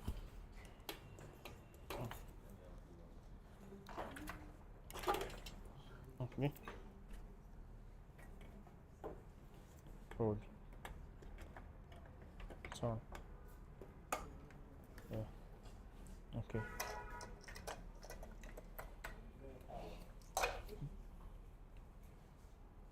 Okay, some people are confirming the word for delete. That's delete. Litt, right?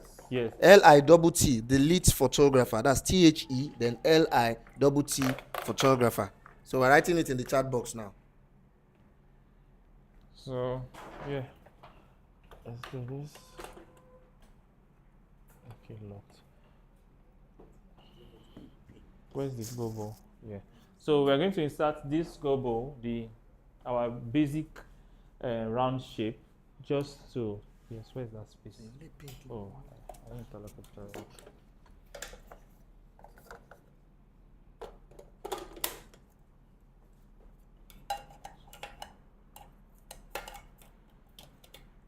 Okay.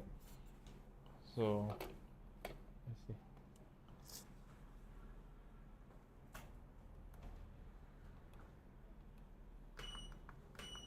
Okay, hold on. Can you move back a bit? Back. Keep on going. Keep on going. Yes. Yeah. More. One more step.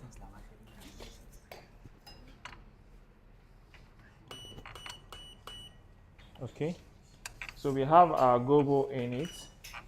So let's take our lights up. Let's see. Sorry, can I hold this?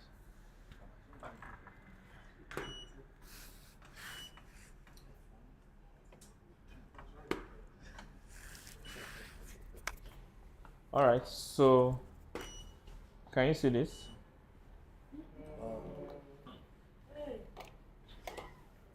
Wow. Oof. Ooh, So wow. yes, we have that. Let's reduce our lights a bit. So okay.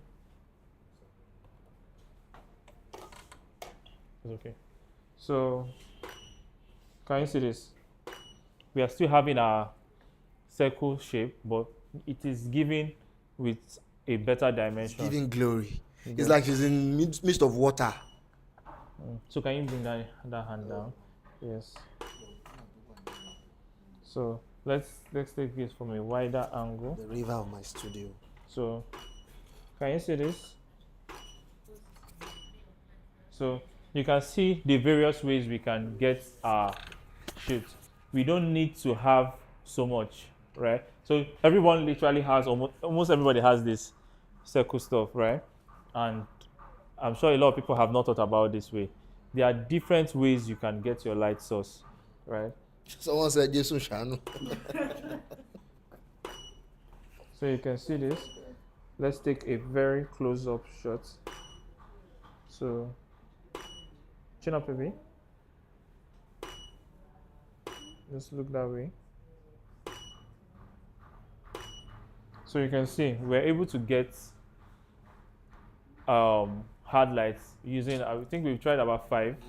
So I think with this, if you have questions, you can ask.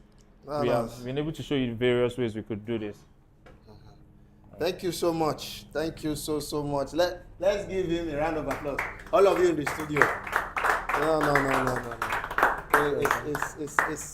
It's okay. You can have a second. You can switch on the lights. Yeah, we're not done yet. I still want to take some close-ups. We're not done close-up. All right. So, I'm confident you guys have learned a lot. I can see it all in the comments, and thank you for sticking around. Thank you so much for sticking around. Mr. Litt, thank you. No. Please come and sit. I don't know where to start from because the the amount of light setups that you've showed them today is almost 6 different approach, and you didn't even bring in different types of light. It was just that same group, and you were tweaking and changing and creating different types of dangerously dramatic images, and I'm so excited that my guys have gotten value. So before we wrap up, I want to quickly say you can watch this video over again. There's too much value here. You can't just leave this video and go. No, watch it again. It's still here on the channel, Rare Magic TV. And like I said earlier, don't forget to subscribe and like this video. Watch this video again and again, so you can pick out these techniques and practice them, because it's important. You know, a lot of times we see these things. Practice them. You know, you don't have to practice when you are with your clients. Get a model practice. If it's your girlfriend or your wife or your colleague or your neighbor, even if it's male, it doesn't matter. Male or female, just practice, so that when you are out there for an actual job, you are not confused. You've practicalized what you learned from this session, and you are able to apply it on your clients. Thank you so much, Mr. Litt. We've been on this stream for long. They've gotten value, and I've been seeing their questions. They are not really asking questions. They are just expressing their satisfaction and the things they've learned, and they are going to come back to watch this video. So I just what's like a final tip, just one any tip that just drops in your mind now that you can share with us. So one thing I'll tell to most photographers is don't be scared to try. Don't what do you call it? Don't have a direction. Don't feel okay, this is just how it's supposed to be done. Don't be like our forefathers that say, oh, this is how they've been doing it, let us keep doing it that way. Because if you keep on doing things the same way everybody is doing, you are going to remain the same. Of course. Because for you to progress, you need to be able to evolve. 100%. You need to be able to change. 100%. So if you want your photography to go to the next level, you need to be able to take yourself to that next level. You don't need to remain stagnant.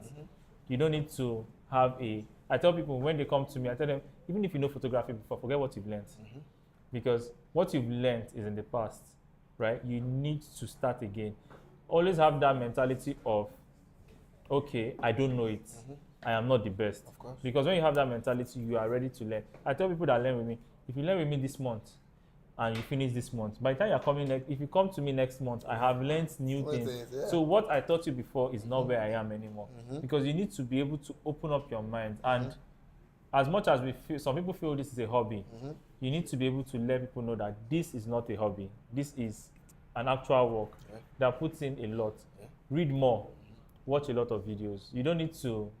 I like the fact that you have a video. I used to watch your videos. And if you check my YouTube, you are going to. I am subscribed to over, I'm not even joking, over 100 photographers. You get me? And I constantly watch. I tell people I've done photography for, by end of this year it's going to be 6 years, but people don't believe it. They feel that I've done it for longer. But I tell people that the reason why I think that is because during lockdown, I did 5 years in lockdown. Because I spent over 200 and something thousand every month on only subscription to YouTube. I edited more than the whole of lockdown. I'm sure I edited over 2,000 images. Wow. I kept on watching and practicing every day. I literally spent my lockdown eating, retouching, watching retouching videos, and watching movies. And most of the time, I was always retouching because I was not where I wanted to be.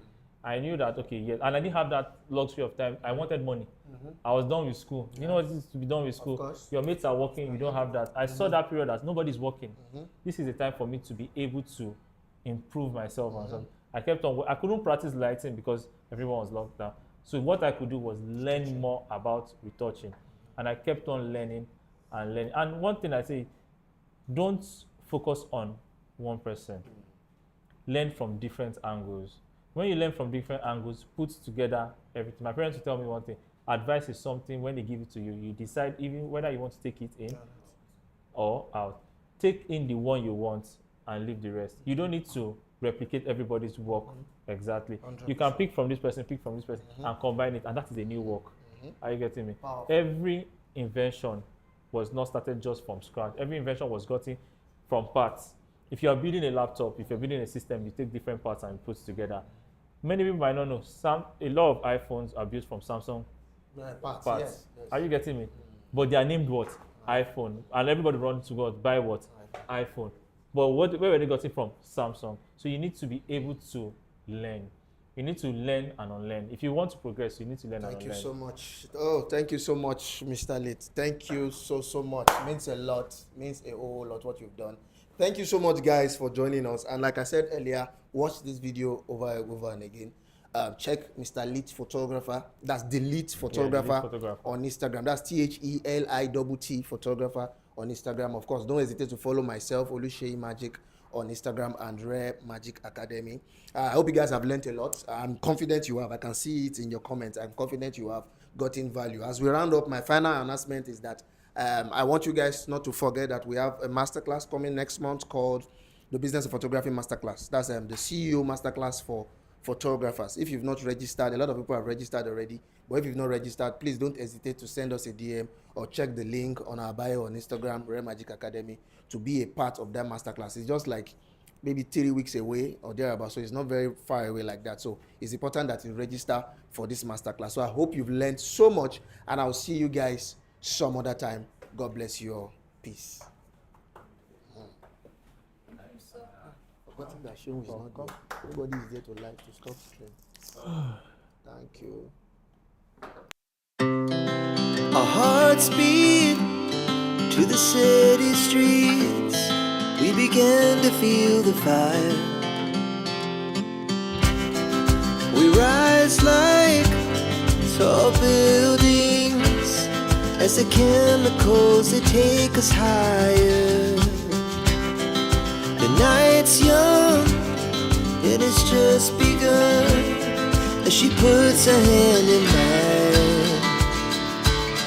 We wanna chase the night, wanna dance to the light, pull stars from the sky, just two hearts running wild. Never sleep, never stop, as we shout from the top.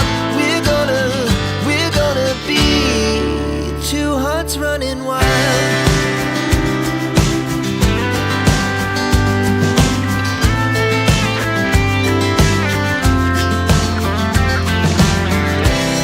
Now the morning is the afternoon. We lay awake in bed. The laugh so loud as the hours pass. We're gonna do it all